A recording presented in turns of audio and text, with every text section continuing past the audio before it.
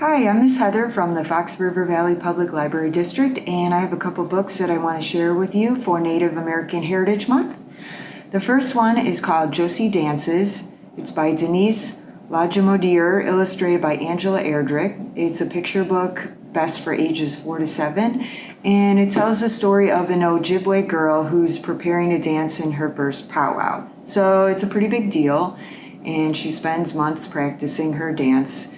But also her whole family is involved because they help her make the regalia required for the dance. So it's cape and leggings and moccasins. So during this process, she ends up learning a lot about her culture and also getting closer to her relatives. And we learn a lot about the Ojibwe or Cherokee culture. Also through the watercolor illustrations, which are really amazing and show details of her life as well as the powwows. So it's a really cool book. The next book is called Sharice's Big Voice. A Native girl becomes a Congresswoman, and this is by Sharice Davids with Nancy K. Mays, illustrated by Joshua Mangashig Powis Steckley. And this is a picture book biography, so it is really the story of Congresswoman Sharice Davids, and it's best for ages 4 to 9. Not many kids know that they want to grow up to be a politician or in Congress, and neither did Sharice Davids. She was busy watching Bruce Lee and learning martial arts and talking too much in class when she was a kid. But she learned from her mom how to work hard and listen as well as talk, and to use her big voice to fight for her beliefs. And so she ended up getting a law degree and working with people on reservations to help them with their businesses, and then going to Washington, D.C. And eventually, in 2018, she became one of 2 Native American women elected to Congress. So that's pretty impressive. The last book that I want to tell you about is called Classified: The Secret Career of Mary Golda Ross, Cherokee Aerospace Engineer. It's by Traci Sorell, illustrated by Natasha Donovan, and it's also a picture book biography. This one's best for ages 7 to 11. When Mary Golda Ross was growing up, this was quite a while ago, and people thought then that girls weren't good at math.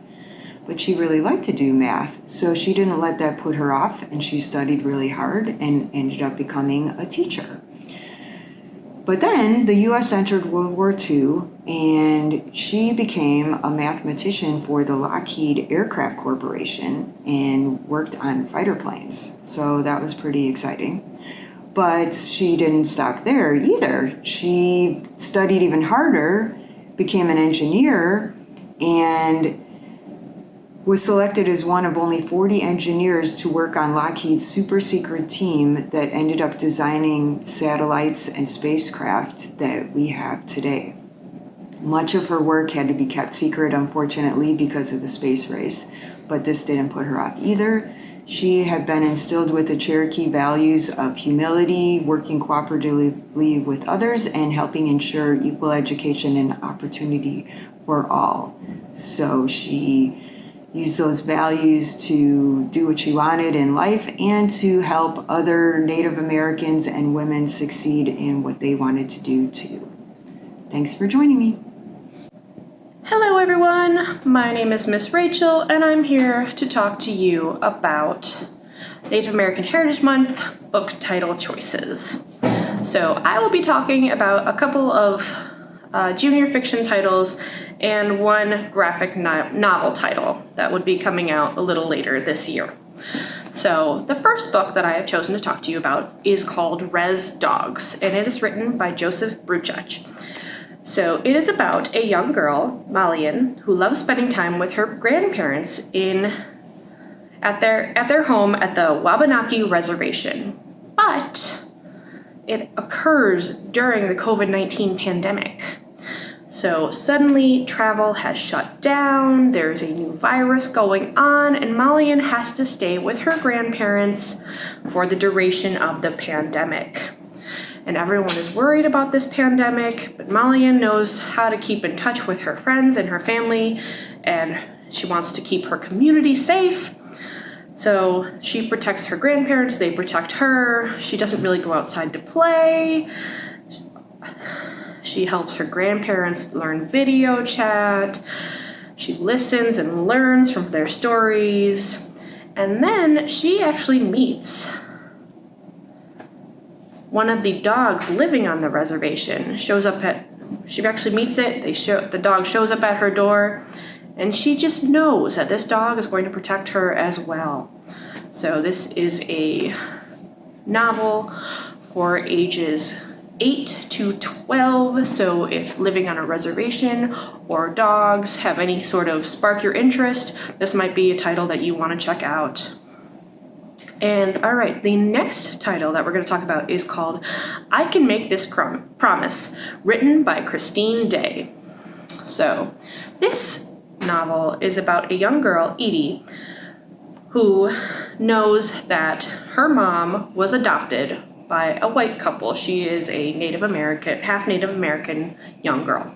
So her mom was adopted by a white couple when she was young. And so no matter how curious Edie is about her Native American heritage, she knows that her mom doesn't know anything about it.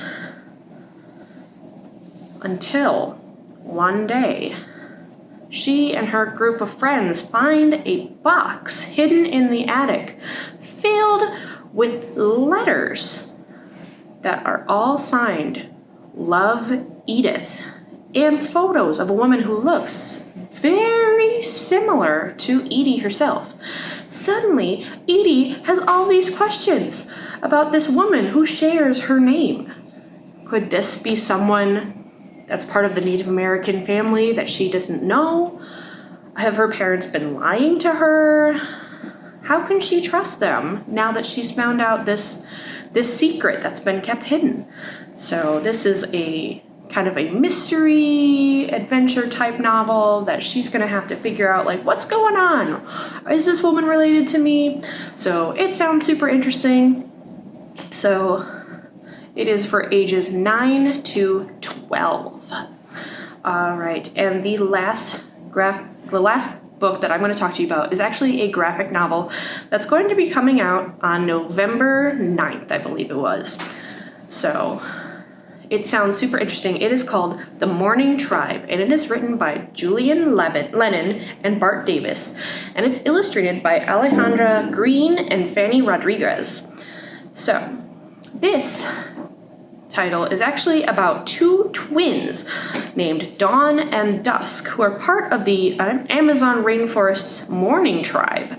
And they discovered that their homeland is being threatened by a global AgriCorp mercenaries. So that's kind of crazy there. So they have to gather their friends and rise to the challenge of protecting their home. And although Dawn and Dusk are naturally smart and strong and quick, they also have special abilities, which sounds pretty cool. Dusk is apparently stronger, faster, and more powerful as the sun sets. And Dawn is farther sighted, a better swimmer, and a gifted acrobat as the sun rises. But together, they are at the height of their power during midnight. So that's very interesting. So when they meet a young boy, the estranged son of AgriCorp's boss, and he ventures alone into the forest, bent on destroying the people of the Morning Tribe, they find out he has been saved by Dusk and Dawn, and a bond forms between them, and they have to figure out a way to save the tribe and fight off his boss, his father. So it sounds like a very interesting book, and I can't wait to read it. It's coming out November 9th, like I said, and it is for children ages 8 to 12. So again, if that adventure sparks your interest, if that Native American heritage sparks your interest, this is definitely one that you want to check out. All right, that's all the books that I have for this one. So have a wonderful day. I'll see you another time.